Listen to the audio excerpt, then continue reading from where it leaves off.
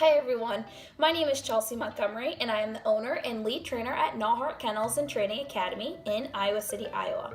This is video 1 of our video series, and today we're going to cover training tools.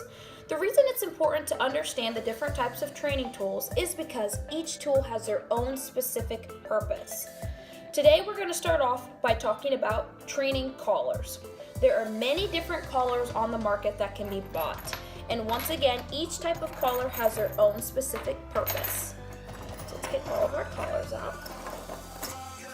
The first collar is the most widely known type of collar. It's called a flat collar, also known as a buckle collar.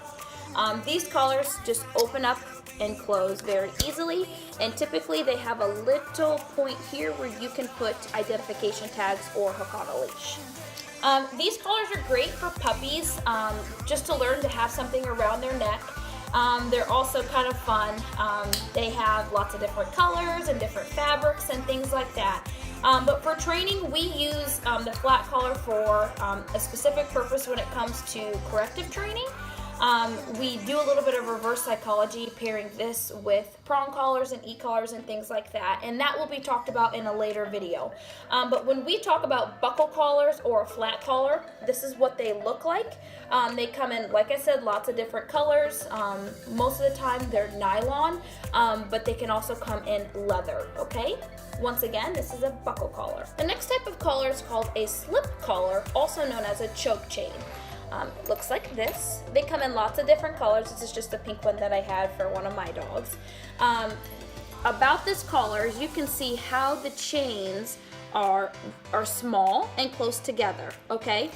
This collar is very similar to the fur saver collar, which we'll talk about next. The choke chain functions as so.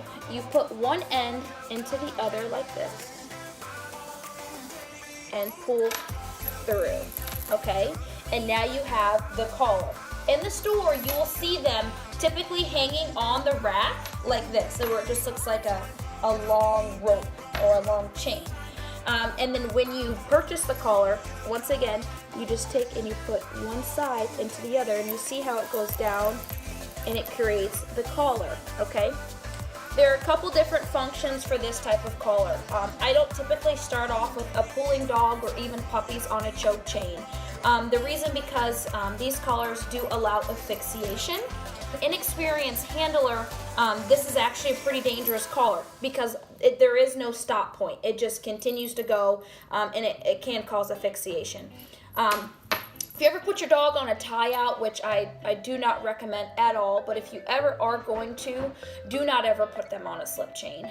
Really, it's just too dangerous. If they want to be going one direction and they keep going, this collar will keep going. Really, you should never tie your dog out without supervision, but if that's the type of person that you are, do not use a slip chain, okay? And then again, the collar just comes out just by going down, and now we have the beginning picture again. When hooking the leash to a slip collar, there are two different ways that it can be done.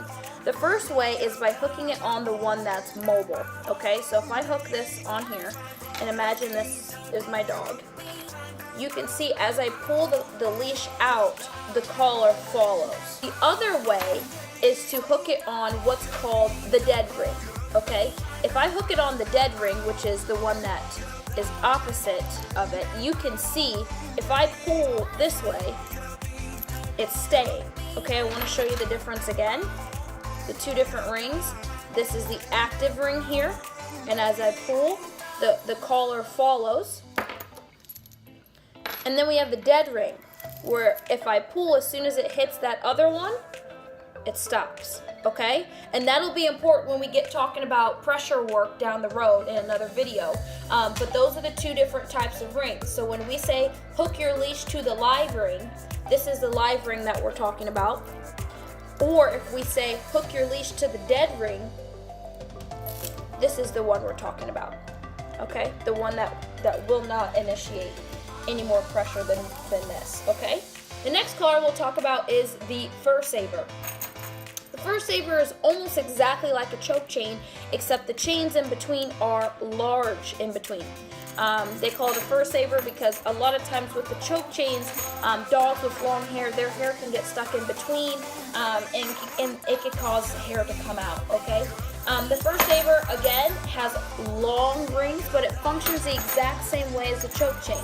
To get it from this point to a collar point, all you're going to do, again, is take and slip one end into the other and pull through. Like so. Now you have a collar, okay?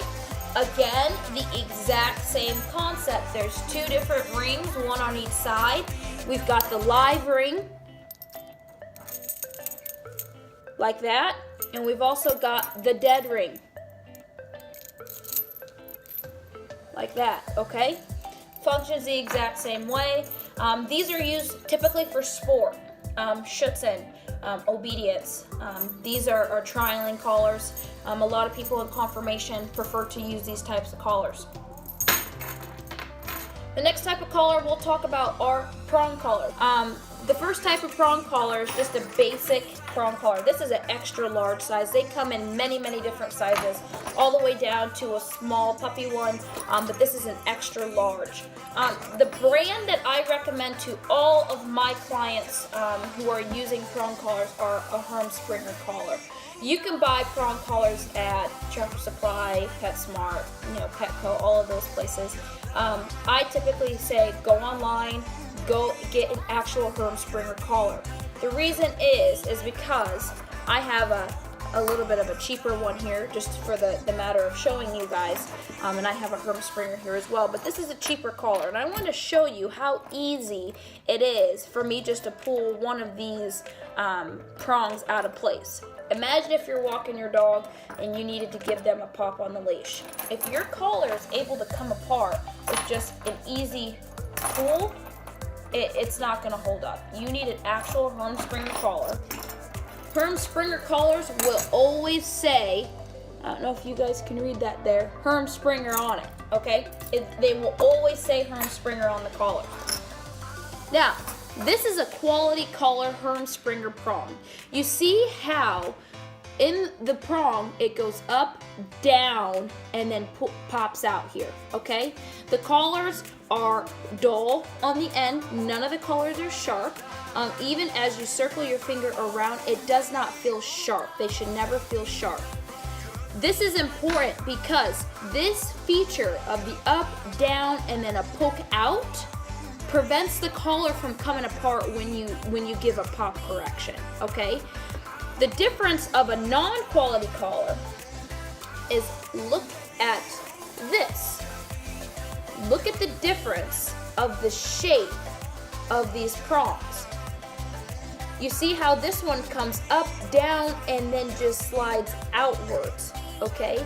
This, I know you guys can't tell, it's a little sharper around the circle edges than the Herm Springer, but most importantly, the difference is in the prongs, okay? A quality collar that's shaped like this, you'll never have to worry about your collar coming apart when you're giving a pop correction. This one, not so much. Like I said, if you can just take and pull apart your collar this easily, this is not a quality collar, okay? This, you can see it has that stop point, okay? That stop point, which causes you to have to actually pinch the collar to take it on and off, okay? That prevents your collar from breaking when you're giving a correction, all right? So again, back to just the basics of prong collar work. Even within the family of prong collars, there are different types of prong collars. This is one of the types. You'll see that it has two different types of rings, and typically you'll see them kind of like a slip leash taken apart. To put them together, and we'll go over a whole video of just prong collar training in the future, but just the basics, you're just going to push in and push together, and you have your collar. This type of collar, like I said, it has two different types of rings. It's got the dead ring and the live ring. The dead ring is the one that sits closest to the prongs. And the way that I tell my clients, you know, the difference is if you spin it, you see all of the collar start to get tangled in itself. Versus the live ring here, if you spin it, none of the collar none of the collar gets tangled within itself, okay? So whenever you hook the leash to a prong collar, you're gonna hook it to the live ring. Oh, that's one type. Another type of prong collar there is, this is the one that I use for my working dogs. Not typically with behavior modification cases, but this is a different type. This type of collar is situated more like a buckle collar, okay? So it comes together like so, and then you slide this over, and here's your ring that you hook onto the leash. This collar is more for teaching a dog front-back directions, typically for fleecing and things like that. But the difference is, with this collar, you can see as I pull, you get more pressure on and off, on and off, on and off. This one, it's here. Okay, so it's more leash work than it is collar work when you use one of these collars. Okay, it's more teaching the dog direction based on which area you're applying pressure. Okay, those are all the different collars that we have. Just to go back over as a review of what we've talked about, we've got the buckle collar, we've got the slip collar, we have the fur saver, we have the prong collar with a live and dead ring. You have another prong collar with no live and dead ring, but instead just a leash hook to use for direction. The next type of tools that we're going to go over are leashes. Leashes are very important. Using the correct type of leash for the type of work you are doing is also very important. The first type of leash that we'll go over is a tab. This is a short leash. Again, comes in many different types of materials. This is a leather tab. They're typically anywhere from 6 inches to 1 foot. These are great for dogs that are, service dogs, dogs that are walking out in public and the owner wants them right by their side. It offers no area of error. This is how much leash the dog has. You hold on here. They don't have much wiggle room with a type of leash like this, okay? The next type of leash we have is a flexi lead. These leashes I don't typically recommend very often, but they'll serve a great purpose in the future. In one of the other videos we'll talk about with recall work and things like that. But a flexi lead is a leash that it typically comes in a little box like this, and the leash pulls out as the dog goes, and it retracts back in, okay? Most of them do have a lock feature to where you can lock the length.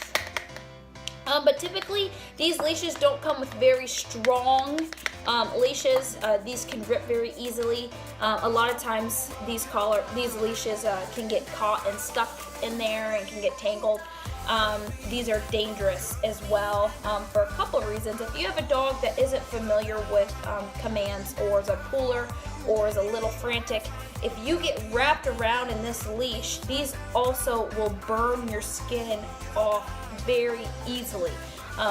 The friction of the nylon with the speed that your dog may be going at against your skin will cause very painful burns, and typically this happens around the ankles and the legs. So these are not leashes that I recommend very often, but there are a couple training things that we do with them, but these can be very dangerous just in terms of if your dog is running around and you get wrapped around, and just that friction against your leg can cause a pretty bad burn. The next type of leash we have is just a leather leash. This is a 4-foot leash. These leashes come in many different lengths. I have a 20-foot leash sitting over there that we use for recall work, but this is just a basic leash. I like leather leashes because when I'm doing corrective training, I can get a really nice grip on them. They work really well. They typically come with a buckle on the end, but this is a leather leash. The next type of leash we'll talk about is a nylon leash. Very similar to a leather leash, except made out of nylon.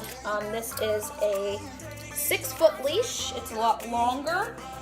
This is also great for just basic training, recall work, and things like that. They come with a buckle. These aren't my favorite because when they get wet, if you're doing any work in the rain or in the snow like we get here in Iowa, they can get wet and kind of gross, and I don't like the feeling of it against my hand when doing corrections all the time. So I personally like using leather leashes, but a lot of my clients prefer the nylon leash. So this is, if we talk about get out your nylon leash, this is what we're talking about. If we say get out your leather leash, this is the one we're talking about. The last type of leash that we'll cover is a slip leash. And this is a slip leash that I have. This is a Remington brand. The slip leash is a unique type of leash because there is no buckle point to hook onto a collar. The slip leash is very similar to the slip collar in the way that it induces pressure in a direction, okay? These can also be dangerous if used incorrectly because of the asphyxiation issue. But it's a great training tool for dogs that have passed the prong collar training and things like that. Those are all the different types of leashes. Just to go over a quick review, this is a tab. This is a flexi leash. This is a leather leash.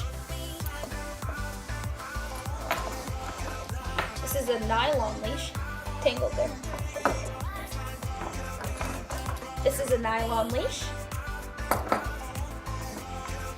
And this is a slip leash.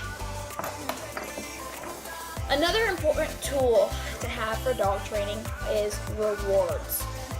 There are a lot of different types of rewards that you can use for your dog, but I will go over the two most common that we use here at the Academy. The first type of training reward that I like to use is just kibble, okay? My dogs eat Purina Pro Plan Sport. There are two different types of Purina Pro Plan Sport that I have here. I have the small kibble and then the large kibble. It looks a little white because I dust all of my kibble with digestive enzymes. I find that when teaching foosing and some very basic things, I like to use the small ones preferably. It doesn't offer a lot of chew time. You know, we can reward, get on to the next, reward, get on to the next. The large pieces can be essential as well if you have a dog that doesn't like to chew their food and is swallowing and choking and things like that. It does offer, you know, a little bit of more chew time in between each of your commands. So depending on what you're doing, you can choose a small type of kibble or a large type of kibble. I always require my clients to send food with any training dogs because we don't use a whole lot of treats. The furthest that we get with treat-based training is just string cheese, mozzarella cheese, but we don't use a whole lot of commercial grade treats because they can be hard on the dog's stomach. So the first type of reward that we have gone over is kibble. The next type of reward are toys. Many dogs are not always food motivated, especially pet quality dogs, which is totally fine. So we do get a lot of dogs that would prefer to work for toys. My working lines prefer to work for a ball. I have two different types of balls here. There's no right or wrong ball. You have to find what works best for your dog, but you can use toys as well. We've got like a little squeaky toy. Sometimes we use stuffed animal toys and things like that. Whatever gets your dog motivated to work, you can use as a reward. I like these balls because I can play tug with them. They have the rope. They're well constructed, and the dogs really love them. So this is another type of reward you can use: toys, balls, and things like that. Okay. To go back over the rewards that we've talked about. We've talked about kibble. We've also talked about toys. Another set of tools to have, especially when getting a new puppy or a new dog, are grooming tools. Having a good quality set of grooming tools is really important because grooming is one of the most essential basic parts of dog ownership. Different type of tools that we'll go over are brushing tools and clippers. There are also many different types of tools, but for the type of training that we're going to cover in some of these videos are just the basics. So when we talk about get out a brush, this is the type of brush that we're talking about. If we say get out a comb, this is the type of comb that we're talking about. Okay. If we say get out nail clippers, these are the type of nail clippers that we are talking about. And the last tool that we'll go over are e-collars. Again, there are many different types of e-collars on the market. We'll have a complete series just on e-collar work coming in the future. But the e-collar typically looks like this. It comes with a remote and a collar. Unless you're using a bark collar, then it's just collar. What an e-collar looks like. And again, we'll have another series of videos specified just towards e-collar work in the future. So those are all the types of tools that we'll be going over in future videos. Like I said, it's important to be using correct tools for the type of training that you're doing. Using the correct tools makes training more efficient. It causes less frustration. So stay tuned for our next video. Our next video will be going over dog training foundation work. And in that video, we'll talk about, how to prepare yourself as a handler, how to prepare yourself in terms of, your first training session with your puppy or your new dog, and the basics of dog psychology and things like that. So thanks for tuning in for our first video covering tools. If you guys have any questions, leave comments below, and I'll be happy to answer them. Thanks again for tuning in. I'm Chelsea Montgomery, and happy training.